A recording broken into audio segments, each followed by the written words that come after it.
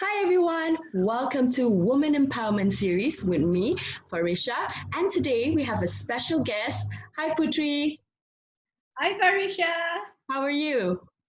Good. I'm fine, thank you. Hope you are well as well. I'm good, Alhamdulillah, and how are things with you? I'm doing great at home despite for the last 4 weeks, can't do much outside. But I realized it's a good time for me to do personal reflection, sharpen my skills, and also try to get new ideas by joining a lot of online webinars. So I think it's a good thing to have MCO actually. So it allows us to use this time to improve ourselves. Yes, and when you mention on self-reflection and improving ourselves, and for my series, Women Empowerment Series, okay, we're going to be sharing on women empowerment and also a lot of things today during the show. Okay, so can you tell me more about yourself? Okay, hi everyone. My name is Puteri Sofia. I grew up in Subang Jaya, so that's why you can see the virtual background is the Subang Jaya city itself. So I studied in Sekolah Menengah Subang Jaya, but then I decided when I was 17 years old that I would like to get out my comfort zone because I've been living in Subang Jaya for the past 16 years. So I've decided to go to a boarding school. So then my parents sent me to Kelantan. I went to Sekolah Tinggi Wadi Sofia, so I learned about new culture. I have a lot of new friends. So I went to a lot of places at Kelantan itself. So it's good to step up from your comfort zone at a young age because from there you'll be able to see, oh wow, I can actually do this without my parents. So it drives me more to go outside my comfort zone and explore other things as well. Of course, during that time with your parents' approval. How old were you at that time when you were in Wadi Sofia? Is it? Correct. I was 17 years old. So my parents sent me to the airport.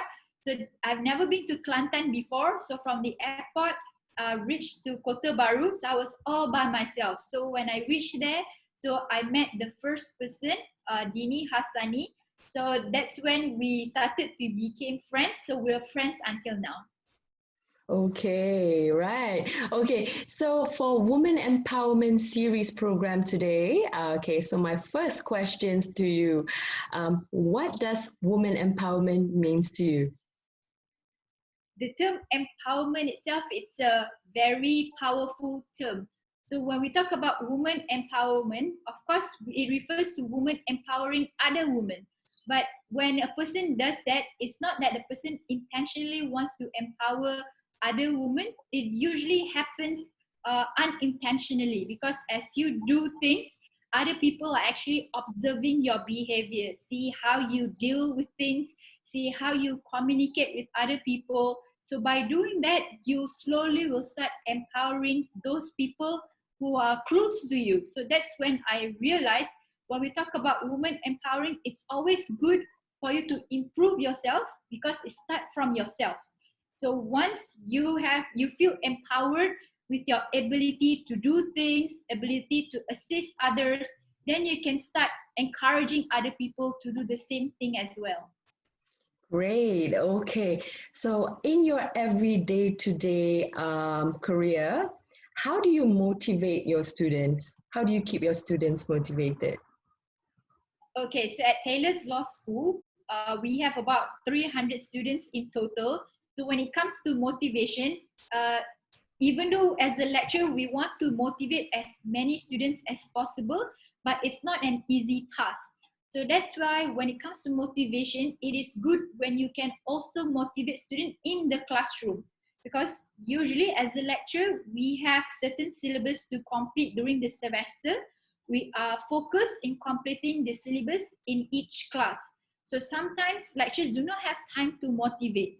But I realize the importance of motivation because these students are the ones that will become future leaders. So they need to look up to someone in order for them to be able to do the same to themselves.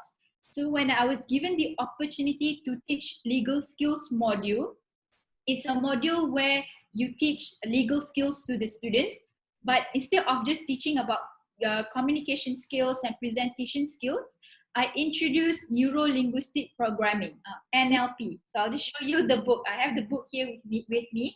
So I NLP read at this work. book. Yeah, NLP at work, because I realized when I use it, it improves my presentation skills as well. So I embed it into the module.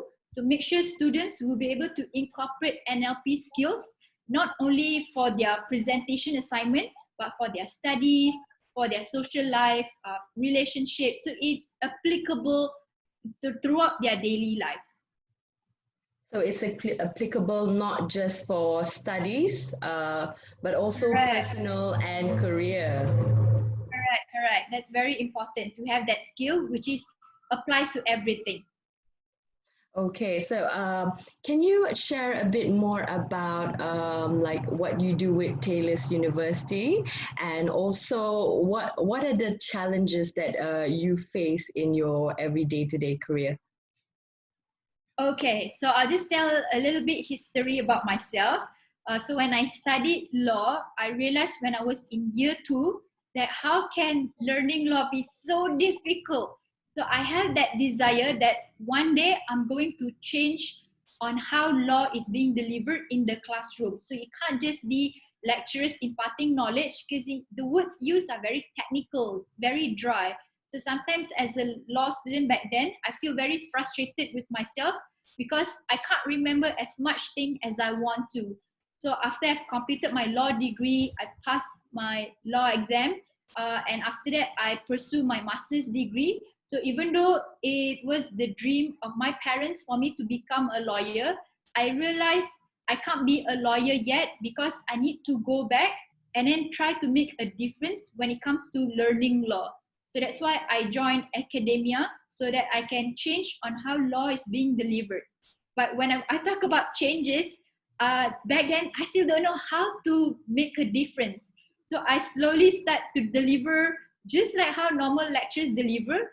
And I realized, come on, Sophia, you want to change things, but you're doing exactly the same method on how lectures are being delivered. So I started to use augmented reality. People say that I'm going to fail because how can you use AR to learn law? So which is true enough. People say I'm going to fail, and I failed. So it was quite disappointing because I didn't achieve that satisfaction that I want. Then I realized it's okay. So I did some reflection. I see where I went wrong. And then the following semester, I did some enhancement. So I tried to deliver it in another way. So after that, it was successful. So other lecturers want to start doing AR for their modules. I've been invited to give talks on how I use AR to teach law. Then I realized, wow, Sophia, so by doing things when people have no confidence that you'll be able to be successful, it can actually change people's perception. So that's when I realized it's good for you to go outside your comfort zone and then try to make a difference. Okay, I like that, especially when you have the dedication and enthusiasm within you to step out of your comfort zone and face the challenge and go for it. Yeah, and the Correct. best. Because when we talk about challenges, the challenges that I face is by being young. Because when you're young, it is very natural that people have no, I wouldn't say in general people have no faith in you. It's just that you need to show proof that you are able to do things at a great setting. So being a young lecturer, so I have to be able to deliver it to the satisfaction of my boss, to the satisfaction of the management. So it involves a lot of work on my part to do a lot of things so that these people will have confidence in me.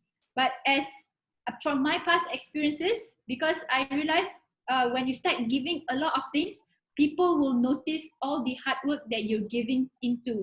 So other people will start emulating your behavior. If Sophia can give A and B, so can I. So that's when I realized I don't have to wait until my boss instruct me to do anything. I can just do it. And then if my boss is happy, then I'm happy. I like that positivity and enthusiasm within you, and the ability to also learn, right? Learning is Correct. it's a process. It's an every day-to-day process. So Correct. me as well. If I don't know anything, if I'm not sure of something, I will always seek advice from my mentors, my seniors, and my superiors. And what's the worst that can happen? If we make a mistake, that's fine, and it's a good learning ground. It's always good Correct. ground and learning process for us to learn it. So I guess everyone can also relate with this topic. Correct. So Correct. if you make a mistake, that's fine. It's not the end of the world. Correct. It's time Correct.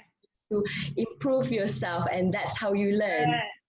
Right, because I completely agree. Because when you make mistake, you will not feel regret for making that mistake, because you'll always have that area of improvement. Regret only comes in because you never do things, because then you'll never know what is going to happen. So it's okay to make mistakes. Yes, and it's completely fine to make mistakes, because that is when you know yourself, you know your level, your ability, and also for you to also learn and improve. Correct. Like, okay, these are the areas that I'm lacking. These are the skills that I'm lacking, and these are the areas that I need to improve. How can I better myself? How can I upskill myself? How can I improve myself? So I like that. Yeah. Okay, Correct. so Puteri, I have been following your LinkedIn for quite some time, and I'm very impressed by your recent achievement, your speaking engagement in UK, right? You were in London? Correct. Can you share January. to us about that? Yes. No, because in January, I was given the opportunity to go to University of Reading as well as University of Leeds as a visiting scholar. So how it all happened is because during a conference last year, so I gave a presentation on transforming legal education. So from there, when I share my thoughts, I share the research findings. So the educators that who were present during the conference realized it is something that I can contribute to their universities as well. So that's when I got the invitation. So I went there in January. So I learned a lot about how academics deal with students at University of Reading, how lecturers deliver their lectures at University of Leeds. So it was a good sharing session. So I shared my experience in teaching augmented reality, how I embed neuro-linguistic programming, how I introduce gamification.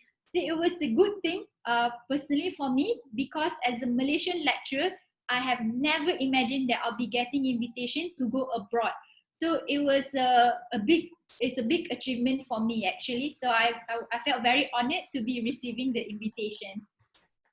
Yes, because when I followed you online on LinkedIn, and then I look at your achievement, and I was like, wow, speaking engagement, Malaysian Correct. lecturer speaking engagement in the UK, representing Malaysia, representing Taylor's University, Malaysia, representing our country to the international level, and that's amazing. And when I look at your profile, I was like, wow, I have to have her in my series, in my women empowerment series. Yes. Thank you so much. I feel wow that you feel wow about me. Yes, and that's what I want to see. I want to see more women in Malaysia succeed. I want to see more women in Malaysia accomplish things, be successful, and do the best that they can do, and reach the stars and go for their dreams. And can you share more about your experience there representing Malaysia, representing your university in the international level, and what have you encountered? Who are the people that you've networked with, and what are the things, the key takeaway that you take home with you from the public speaking, from the speaking engagement in UK? So I was in UK for about 2 weeks. So that 2 weeks is actually a very long period of time, because every day I have been assigned to do something with at least with somebody. So I learned so many things when I was at University of Reading as well as University of Leeds. So I met with the Vice Chancellor at University of Reading. So that's where I was able to share as a law lecturer in Malaysia. This is what we do. So he was actually very impressed because no one can ever imagine that law can be delivered through augmented reality. So, and I AR. was, yeah, through ARs, no one can imagine that. So, and here I am a Malaysian lecturer. So I always look up to English universities because they are always driven to give their best. So from there, when I realized, oh, if they feel wow that I can use AR, so there must be something that I'm doing right. So they introduced to me with the program directors, with the administrators who deal with students. So they show me their facilities. So I learned a lot. So from there, then I can compare what the services and facilities offered by University of Reading, compare with Taylor's University, and then try to make it better for our students in Malaysia, to show that students in Malaysia, so these are the skills that you will acquire at Taylor's University. So when you go abroad, so you'll be at par with those students at University of Reading. Because sometimes being Asian, you have that feeling of inferior that how are you going to survive living overseas? It's okay. You always need to take that one step ahead and then just go for it. Give your best. It's okay to feel scared, because when I went to UK by myself, because I don't know what's going to happen. I don't know the people that I'm going to meet, whether they're going to listen to my story. So that's when I realized all of this fear, it'll just take up space in your mind.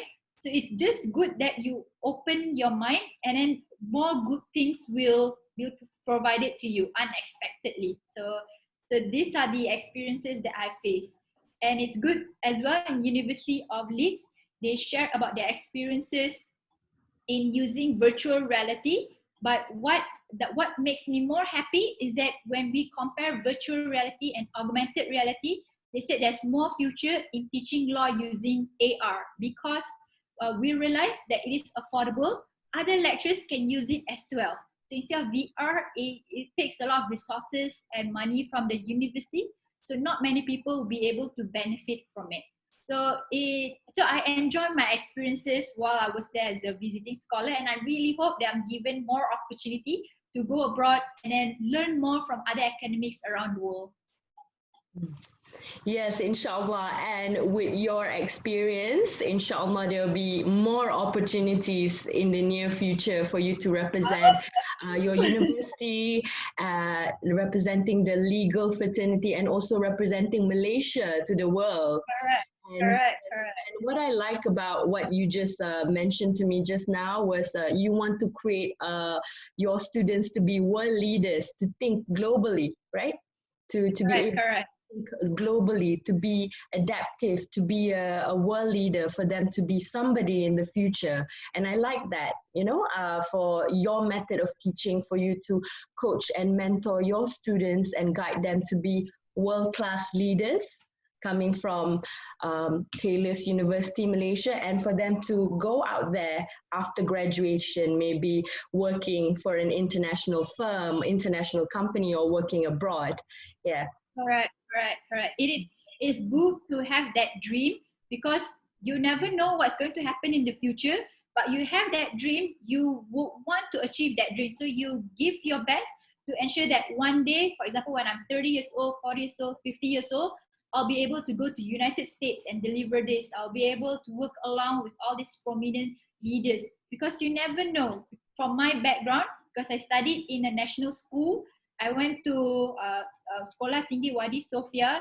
To tell you the truth, I wasn't able to communicate in English at all. I grew up talking everything in Malay. So when my father sent me to Taylor's College to do the foundation studies, I struggled throughout my studies because I wasn't able to make a presentation. I wasn't able to make friends because I don't know how to speak English. So I had a small notebook. So if people ask me, I'll have to write it down and translate it in English. And then I'll read it and to see whether or not my delivery is correct. So, but I was fortunate because my classmates, they were very supportive, because they understand even though I'm a Malay student, I wasn't able to communicate in English effectively. They can see my effort. So sometimes when they see that I'm trying, so they'll take my notebook, they'll make amendments towards the grammar or towards the spelling. So after that, then it builds up my confidence. So I always have that little notebook, because last time we don't have iPhone, right? So we can't just type in everything. So, and when I went to university, when I give presentation, sometimes I get feedback from the lecturers, Sophia, I don't know what you're trying to talk about. Of course, I feel demotivated, I feel down, but then I realize I have to do something. I have to improve my English. No matter if people don't understand, I'll just keep delivering it, and I'll seek for feedback from the other person. So the lecturer was very supportive. My team members were very supportive as well. They helped me to proofread my scripts. So once I've graduated, I have that confidence. Hey, I can work at anywhere, because now I can deliver, I can speak more effectively. So it's okay. You have to start from somewhere. It's okay to feel scared, because I feel scared as well. But over time, if you keep practicing, but you have to have a bit of thick skin, muka tebal, so you eventually prove yourself. You have to be brave, kena berani. So when Correct. when you have the confidence, the people or HR, let's say the recruiter or HR manager look at you before hiring you, and they see that you have the enthusiasm within you, you have the confidence, and you have the aura of wanting to learn. And it's okay if it's broken English, that's fine, as long as you have the initiative to speak up and be confident, and and slowly. You're absolutely correct. Yes, yeah. I agree. It's okay to feel embarrassed, because when people correct my mistake, I do feel embarrassed, but I just keep quiet. I say it's okay, because it's a learning process for me. Yes, and it's a learning curve for everybody. Learning curve, so we continue to evolve, continue to learn. So every day is a learning process. Okay, Puteri, for the next question, who are your woman figures, your woman idol, the woman figures that you admire, that you look up to in Malaysia and also internationally? Okay, so with regards to woman figure, the first person I would say would be my mother. So I believe everyone should look up to their mothers, because your mother is the person who shaped you as the person that you are now. Because my mother had the opportunity to work at Bank Negara Malaysia. So she had that experience dealing with Tan Sri Zeti Aziz. Correct. So all her experiences, every day she'll come back home, and then she'll tell us, this is what happened to me, this is what Tan Sri Zeti said, the choices of word used, how she thinks. So from there, as her children, we just listen. During that time, I don't appreciate as much, because I was a student, I can't incorporate or do all these things. And back then, remember, I can't even speak English. So I was like, okay ma. But subconsciously, then you realize that, hey, you want to be like Tan Sri Zeti, because you want to be able to deliver your message effectively, how to work under pressure. So you need someone to look up to. So then I realized my mom, she looks up to Tan Sri Zeti very highly. So then it subconsciously, I look up to her as well. But apart from my mother as well as Tan Sri Zeti Aziz, I also look up to people who are very close to me. For example, my colleagues in the office, I have Dr. Tamara, I have Sarata Munyadi, who always have my back. Because being a young lecturer, sometimes I want to prove to people that I can do this, and people can see my effort, but because it's so consuming, right? You want to give your best, you want to give your best, you forgot in terms of how it affects other people's, especially those who are very senior than me, the professors 60 and 70s. If I give in too much, then they feel like they are being sided, as if they are not being appreciated. So Dr. Tamar will advise me, Sophia, when it comes to dealing with professors, there are certain ways you need to approach them. I have my colleague, Sarata Munyandi, who I confide my personal issues with. So she's the one who will be very supportive towards my problem. She'll be like, Sophia, I look up to you. So even though you have all these matters, I know you can resolve it. So it's good to have all these people that close to you to give words of encouragement. So you don't feel down, you don't feel so lonely, because as a person who stays by herself, so sometimes you tend to think a lot. So it's good to have all these people. So I also, last time I played football, so I have our football girls.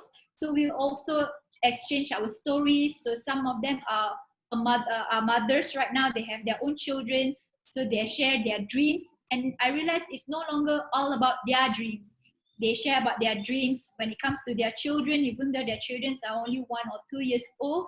So it's good to have all these close people around you, because it makes me feel more appreciative towards having them as my friend. It makes me feel grateful with whatever I have. So I feel blessed to be able to live, even though confined to my home. There you go. Okay, perfect. Woman empowerment. The woman that you look up to, the woman that you idolize. And we have similar common ground, Puteri, because I look up to my mother as well. Correct, that's good. And she's like a source of inspiration to me as well. And I also look up to Tan Sri Zeti as well, Tan Sri Zeti, and I can say that she is a very amazing woman, and she's one of the prominent woman figures in Malaysia. So Tan Sri Zeti, and there's also many other women out there, and our mothers as well. Yeah. So number one would have to be our mom, right? Yeah. Correct. I'm eternally grateful to my mom. Yes, and because our mother, they, raised us and also brought us up and also give us a good education. And without education, we both wouldn't be here. Like we both wouldn't be where we are today. So I guess like having a very nurturing and supportive mother is very important, because your mom is not just your mom, but your mom is also your friend. Yeah, someone that you can talk to and then share things with. So we have similar common ground. So we share the common thing as well. So I look up to my mother, and you look up to your mom as well. Okay, so moving on to the final question. What would be your advice to all the viewers who are watching the show out there on how do they can deal and adapt to MCO, and how people can still remain positive despite in this situation of the pandemic COVID-19? Okay, so I've been reading the news. I understand how the MCO has affecting the mental of everyone, especially those who can't work, especially those who are having fear of losing their jobs. To me now, it's a good time where you reflect and then try to do personal development by sharpening your existing skills, and then try to get new experience and new knowledge on how you can improve your personal development better. Because now everyone is using Zoom, so there are so many online webinars out there. Why don't you take this opportunity and then to learn something new, so that you'll be able to incorporate it when you go back to your workplace. So when you do all this, I believe in the power of LinkedIn. So whatever you learn, whatever new skills or insights that you have, you put it on LinkedIn, so that it will inspire others to, hey, I'm going to check out this webinar as well. So then your employers would know what are you up to. Because now I know a lot of people are engrossed with their mobile phone. So they read news about COVID-19 every day. So then it affects them mentally, because they don't know. It makes them feel very negative. Yeah. Correct. They're becoming negative because they don't know whether MCO is going to be extended. So they don't know when they're going to see their family. So all these negative thoughts is consuming your mind. So you won't be able to make use of your time wisely. So have a positive outlook. Just trust on the system, trust that these things will go away. But in the meantime, make use of this time to get close with your families or learn something new. So this is the good opportunity for you to go outside your comfort zone. And this is an opportunity for everyone to also be grateful. And also, so remember that, despite of the MCO, COVID-19 situation, we can all remain calm. And also or start a journal, write something, start writing down like what are the things that you're thankful for, what are the things that you're grateful for, and also, you know, start up a new hobby, maybe learn to cook new dishes. And then some people go for, you know, like exercise activity at home on YouTube. So there's a lot of exercise videos on YouTube, and then you can exercise at home with your family, with your loved ones, and with your kids. And there's a lot of other activities that you can do to stay positive, right? I agree. Like, for example, you have so many books that I haven't got the opportunity to read. So now it's a good time to read, or if you have jigsaw puzzle, you can play jigsaw puzzle. There's so many things you can do. Because I'm on Instagram as well. So every 6 o'clock, there will be a session where all of us can actually sign into this Insta account called @Core Health Program. So you can work out together, and it's not that difficult. I realized I can sweat so much just by looking at Core Health Program. At core.health.program. Every day at 6. It's an app? It's an Instagram account. So if you have Instagram, so you search core.health.program. So come and join us and we can work out together. Okay, and it's really good to get the body moving and stay active and be healthy, and also to look after your mental health as well. Correct. And always stay positive despite of the situation. I know a lot of people now are feeling very anxious, very uncertain of the current situation. Some people are feeling depressed, but try to change your mindset and try to change it into positive, and try to fill in your day-to-day activity with activities, fun-filled activities with your families, with your loved ones. Start learning new things, or start cooking, or start singing, or start doing TikTok or anything. Yeah, correct. I agree with you. It's all start with the mind, because I know for me to have this positive thinking, it wasn't just overnight. It takes time. It takes some time. Yeah, you have to give yourself a chance. So just get up from that couch and then just start doing something. Yes, and there's a lot of things that you can do, like Puteri was sharing. You can take up reading, read books, cooking, singing, dancing, exercise, anything, right? Painting. Yes, there's so many things that you can do, or exercise. There's so many exercise videos on YouTube. So there's a lot of activities that you can do at home and stay positive despite of the situation. Correct. So do you have anything else that you would like to share with our viewers today? So what I believe is that everyone need to have this essential characteristic, that is grit.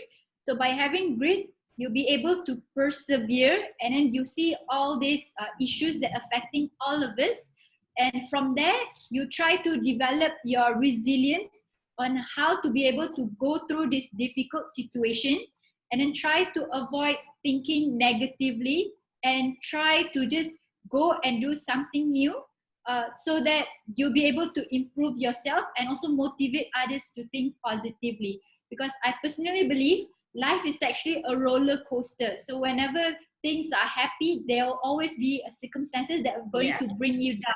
So instead of feeling negative, it's just going to go deep down further. So you need to push yourself up. So it's all about your internal power, so that you will go back up, and you need to bear in mind so that you'll be adaptive toward changes that one day is going to come down again. So life is a roller coaster. So treat your life as a journey, because no matter what life throws at you, there'll always be light at the end of the tunnel. So there'll always be someone at the end of the tunnel who will be readily assist you. There'll be opportunities out there available for you. So you don't have to worry so much, because life is that such. There'll always be times which is good, and there'll always be difficult times. Yes, I agree with you, Putri. And for everybody, everyone can relate to this. Everyone goes through good things and bad things, and it's a matter of our mindset, how we think, and how we overcome the situation. And I like your saying, there's always a light at the end of the tunnel. There's a light at the end of the tunnel, which means that there's always hope. Correct, Always correct. I hope, agree. and for us to always be optimistic and to think Correct, positive. So it's also the same goes as there'll be a rainbow after the rain. correct. So after Correct, the that's rain, you'll see a rainbow. So correct. after you've been through challenges and bad experience, so all of these challenges and bad experience that you go through is like rain, is thunderstorms. Correct.